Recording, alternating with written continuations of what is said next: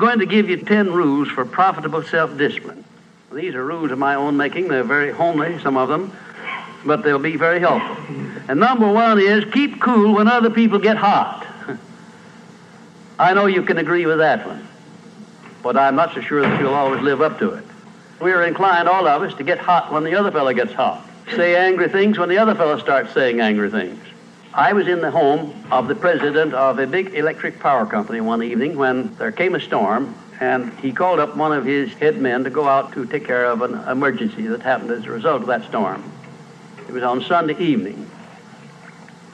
The man was gone about 2 hours, and when he came back, he came up on the front porch of the home of this man and called him out on the porch, and I never heard a man get such a tongue lashing in all my life as this president of the electric power company gets. He says, you blankety blank blank, you think because you're the president of the company, blankety blank blank, and I'm just as good as you are, blankety blank blank. Oh, it was terrific. I only heard one side of the conversation because there was only one side of it. One man was doing all the talking, and one man was doing all the listening. And after this had been going on for fully 3 minutes, the other man ran out of wind and had nothing more to say.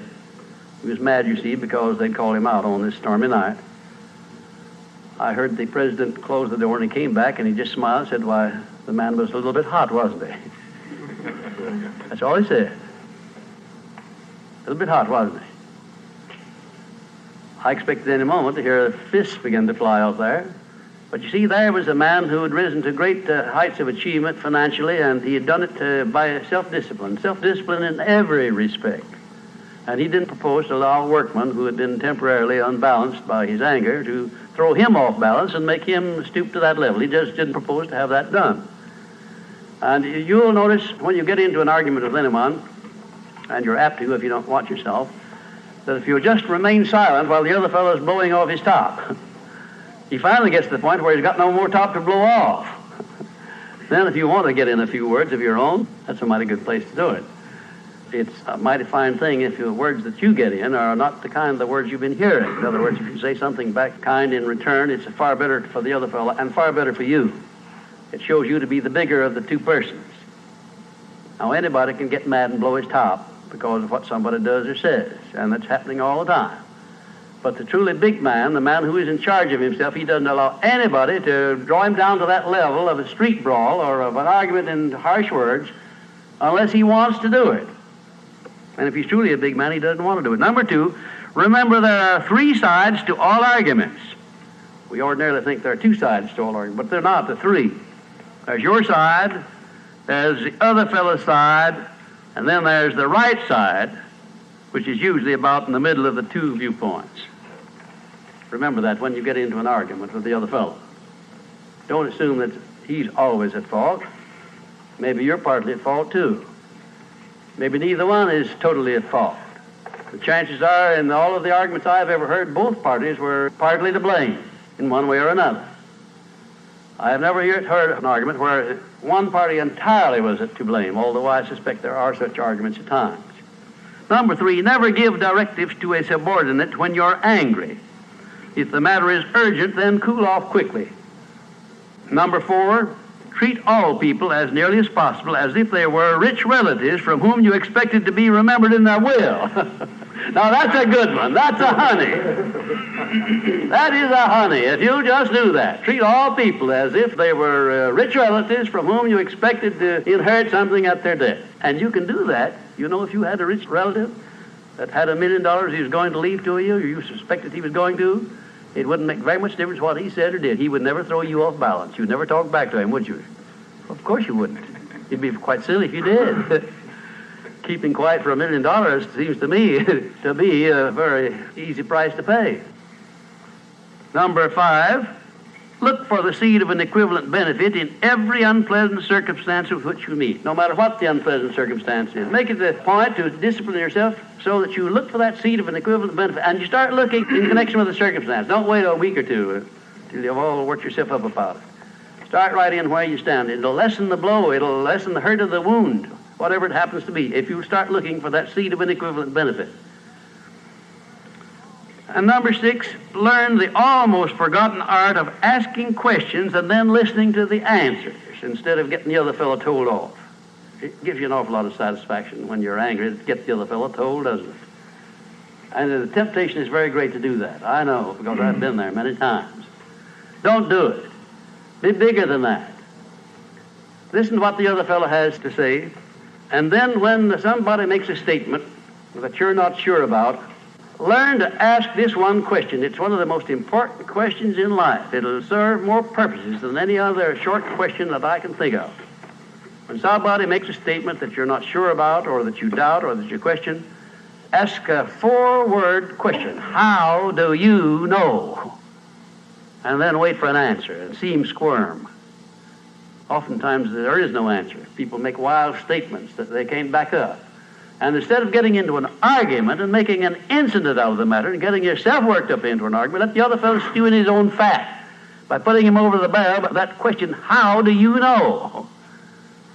I had a clergyman in my class once who was very, I just don't know exactly how to describe him. He was a fanatic, you might say, on the subject of religion. And he was sure that he knew exactly what was going to happen to me after death. He said so in no uncertain terms, not in the class, but in a private conversation. And he raved and ranted for quite a little while about it. And when he got through, I said, how do you know, parson?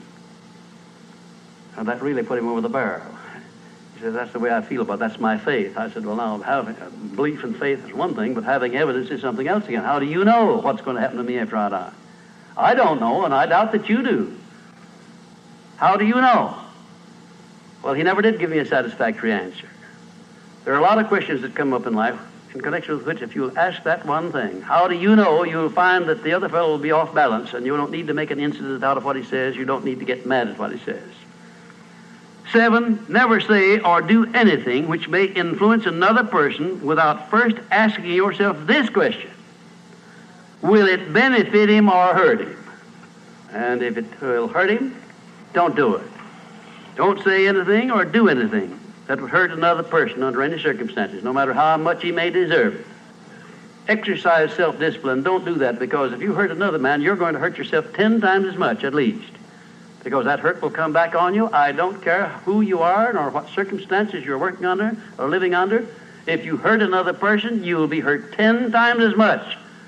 And if the hurt doesn't come immediately, the rate of interest on that is compound interest on compound interest, and it'll be 100 times as great if you wait long enough.